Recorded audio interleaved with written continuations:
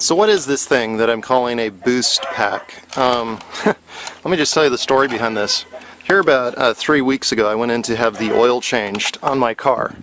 And I've just been running a traditional car battery in there, and of course doing a full service oil change. The guys checked the cranking amps on the battery. He comes back and tells me, you only got about 200 cranking amps in this battery, and going into winter you're not going to be able to start on a cold morning. I was sitting there kind of just imagining, what I could do with 200 cranking amps, but then the realization set in, what, I really ought to take care of this, and I don't see any sense on buying another traditional car battery. These things are so full of lead. They're heavy. So I set about to build my own car battery replacement, and the result was this thing that I'm calling a BoostPack. These are these BoostCap Maxwell ultra capacitors. I got these for $6 a piece, and I've got 6 of them in this, and they're connected in series. And this will give me up to 15 volts. This usually runs around 14 volts when I have it in the car. Man, I have been testing this thing for the last 2 weeks in my car, and it has just worked great. When I first started testing it, I put it in there and I took jumper cables with me, like ready to use at any time. But after 2 weeks of using this in my daily commuter car, I built a lot of faith up in this system. I'm really excited about it. Okay, one thing to notice about the traditional car battery is the weight that we have here.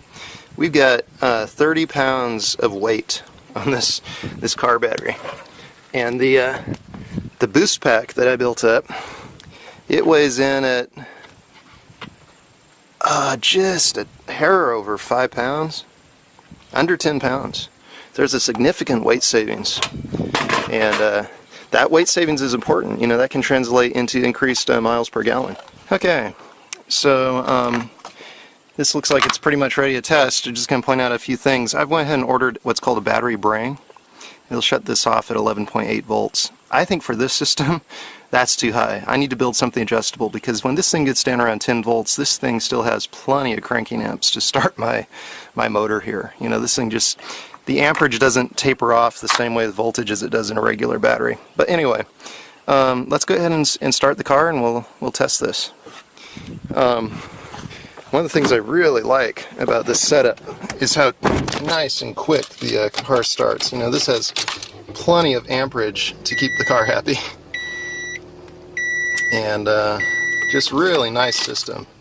I've been testing this 2 weeks. Sometimes I left the car 3-4 days during one period just down and didn't drive it, and came back and started right up just like that, folks.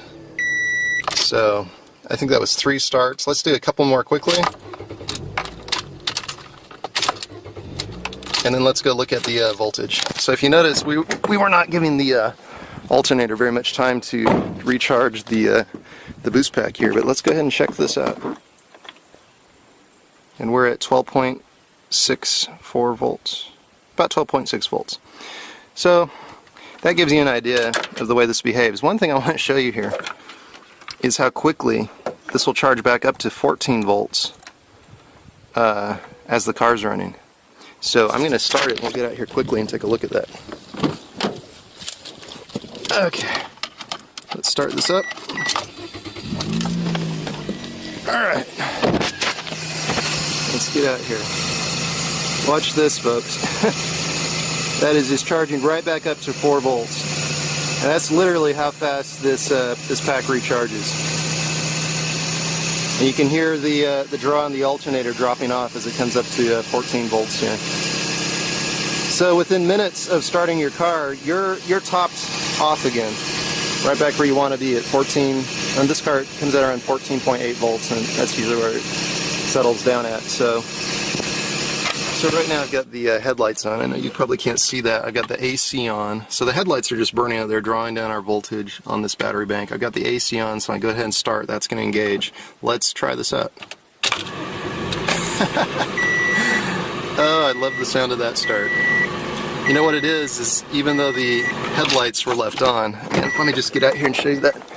So even though we have these headlights on out here, and headlights going, let me go ahead and flip those on high beams. Let's just really test the system here. So now we got the high beams on. So got the high beams on here. We're really drawing down the voltage on this pack. We're down to 10 volts, and dropping. Let's go ahead and start this car up. 10 volts and dropping. I don't know, we're probably at 9 volts. I got the AC on. Listen to this. Starts right up. Oh, that's what I love about this this BoostPack. So we're going to test this on some other vehicles. I'm going to build up 2 more units. Since I only paid $6 a piece for these caps, you know, we're building these in at a really cheap price. You know, they should be coming out $50 to $100. I'm going to give some of these to some friends. I have a friend who commutes between states with his job a lot. I'm going to give one to him, see if he sees an increase in gas mileage. I'm going to give one to a guy that I know is driving a big Grand Jeep Cherokee.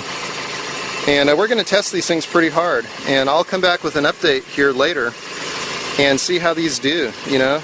Go a couple months into winter here testing these, but so far I'm just really happy, and I'm going to be very happy never to have to buy another one of these, you know, and have to deal with the recycling and all the lead that's in these things and all the weight that I've been lugging around. If you think about the amount of weight, pounds of lead I've been hauling around for, you know, thousands of miles, when I could have been hauling this little unit here that weighs in at about 5 pounds.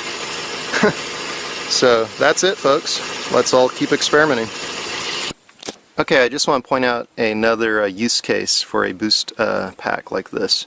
In a small off-the-grid workshop or something along that line, these would come in really handy if you don't run a prolonged load. I'm going to show some testing here with the drill press.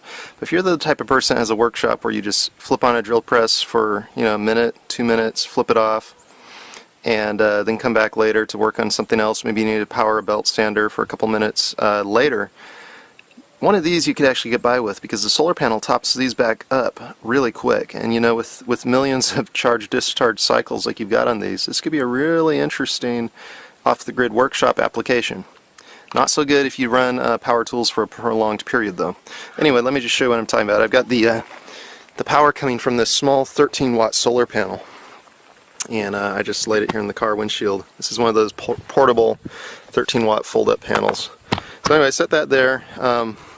It's topped this this BoostPack right back up to 14 volts here in I don't know, 10-20 minutes. And 15 volts would be the maximum capacity of this particular BoostPack. But anyway, let me just disconnect it from there and connect my inverter here. And I'm just connecting this to the drill press. So we got power here. And I'm just going to go ahead and run this drill press and just see what kind of time and workload we can get from this.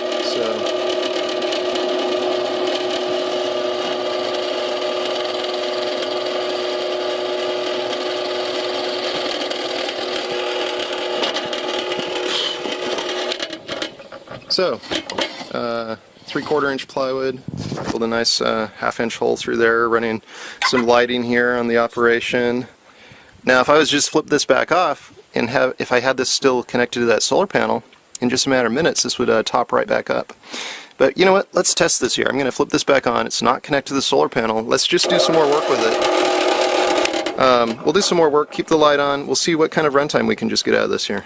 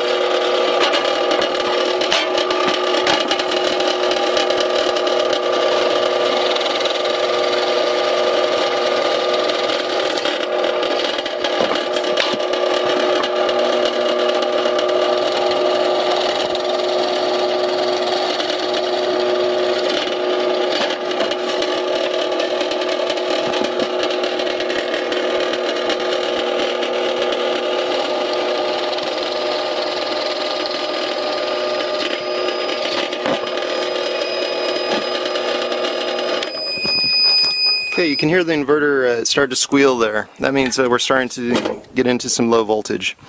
But you can see I drilled 6 holes there and had the light on the whole time, and not bad.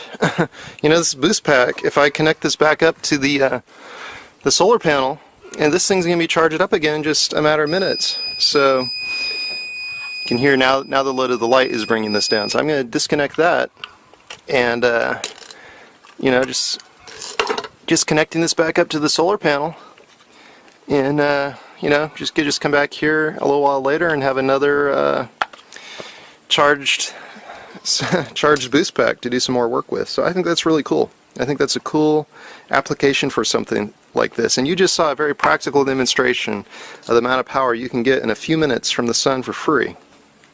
And you know, if you had another one of these BoostPacks connected in parallel in a workshop, you really could have a nice solar application and actually eliminate traditional batteries altogether. Just be using a boost cap, you know, what I'm calling a BoostPack, to replace traditional battery in a small off-the-grid solar workshop. It would be a great application. And you know what? I may do it myself, because most of the time when I'm working my workshop, I use a, you know, flip on a drill press for a few minutes, run a soldering iron for, you know, 5 minutes, whatever. I think this would cover 90% of my my needs right here. So anyway, thought that was interesting. So besides just using it in my car, it's got practical application for, you know, quick charging off-the-grid workshops and other things along that line. When it works so well for, you know, running the lights at night, where you want to set in and run lights for 2-3 hours at a time or things along that line, but still has great practical value.